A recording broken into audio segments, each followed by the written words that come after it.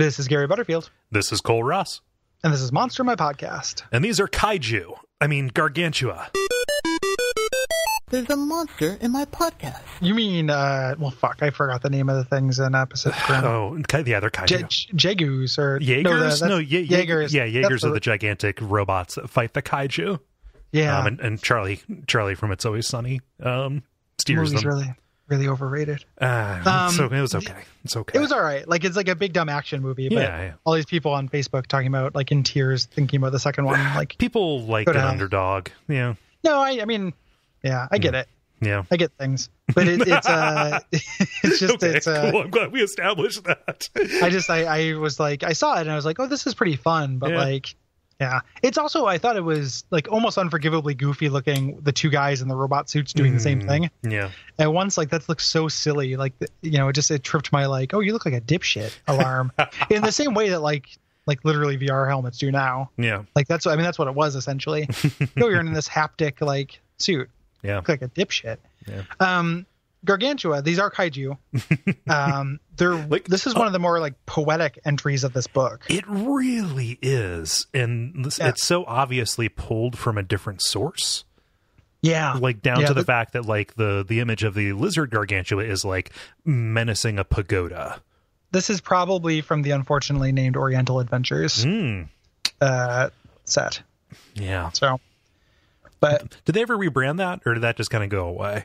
Because I remember, I remember it like as of like 3rd edition, it was still there.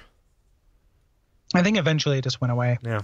Because I mean, there's less of an emphasis on different campaign worlds now in modern editions. Yeah. But like, check this out, where so reptilian Gargantua live for several hundred years. Choose mates within a few years of reaching maturity and remain with them for the rest of their lives. A female reptilian Gargantua gives birth to a single offspring once a century. The birth of a reptilian Gargantua is marked by shattering thunderstorms that rock the skies over the territory of its parents for 101 days. Yeah. Later, as noted above, thunderstorms occur when a reptilian Gargantua is born. If a dead creature of any kind is struck by a lightning bolt, it acts as a resurrection spell. Yeah. What the fuck, dude?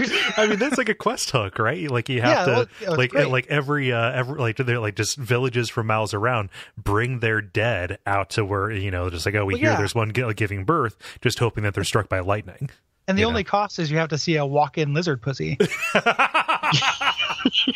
I'd rather, please. I'd prefer Winnebago-sized cloaca. Yeah. Well, I mean, that's if it's one of the reptilian ones, because there's humanoid ones as well, where it's just like, man, I'm glad this came out when it did before people realized that shit turned them on. Because like, there's nothing sexual. Like, it says they give birth to 1 or 2 kids, but I'm just imagining that as like, there's like a lady just reclining in the mountains, just like, good night. That's horrific.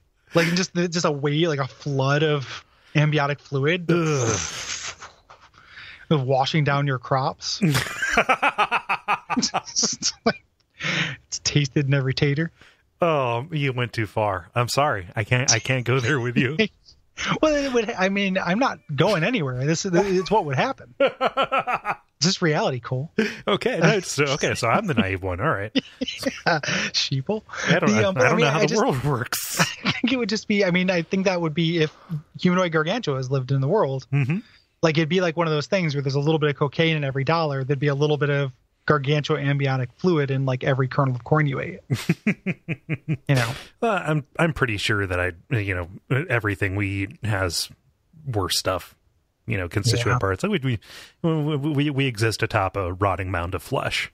Like that gets bigger every day as we naively feign belief that we're going to stay on top. Yeah. Yeah. But it is incredibly poetic. Like in that same little bit there, they talk about there are flowers that grow in the footprints of Gargantua that can be used as a reagent for a potion of growth. But you cannot plant a flower. It must grow there naturally in order to be effective. How does the magic know? Yeah. It's very, very weird. Yeah. So the lizard ones are just Godzillas. The humanoid ones are definitely weirder because they just kind of sleep and eat and live inside mountains. Yeah, they're big, all of them are kind of dumb. Yeah, they're all like a little bit dumb, but not so dumb that they wouldn't get bored. Yeah. like not so dumb that they wouldn't create a game or music or something. So like, yeah. Yeah, so this is, I mean, it's not a giant. Like, giants have cultures, and you can bargain with them and stuff. Like, they kind of understand grunts and smells, but mostly they exist to, like, just gleefully dawdle about and then maybe take a bite out of a bear like it was a hand fruit. Yeah. Yeah. Into it. Yeah. So I think about those guys. Actually, if we can do a real quick segment of Monster in my podcast, Rewind. Rip. Yep. We forgot to talk about how the Gilifdor sing. We certainly did. They're like tube and throat singers, and they sing eldritch melodies deep within the earth that some say prevent or cause earthquakes. Yep, it's one or the other. Like he's singing, an earthquake did or did not happen. So yeah. In a way, that's true of most of us. Everything I do causes or prevents earthquakes. Yep. There's no way to know. Thank you, Gary, and damn you. Yes. Back to the Gargantua. It's weird that the giant bug ones are the least interesting. I know, right? It's just a gigantic moth. Like the most interesting thing about it is the web mechanics, and also the fact that like just their webs are used to make robes, which that's just silk, guys. Yeah. Like that could happen in real life. You don't need to make up a monster for that. Like give me something about how like as it passes over villages, like kids run outside to harvest the scales to for like from its wings, right? In order to like festoon their garments. Yes. Yeah. I'm kind of disappointed too that like only the reptile one has all that magic. Has the thunderstorms that bring grandma back to life and shit. Because the humanoid one, if they had done something with that, like just thinking about, there's nothing like, poetic about human, like if the humans, when they got down the gargantuan humans, like they fucked, if that caused a bunch of thunderstorms that resurrected people, like that just has an entirely different flavor. I hate to keep going back to that well, but like that happens in the D&D world. Like there are 2 100-foot, gigantor people just going to town at any given moment. Yep. It's really, really strange. Yeah. If a female Gargantua humanoid dies in childbirth, her body is actually absorbed, and then from then lightning crashes, and every bit of lightning resurrects people as the placenta falls to the floor. Okay. Sorry, continue.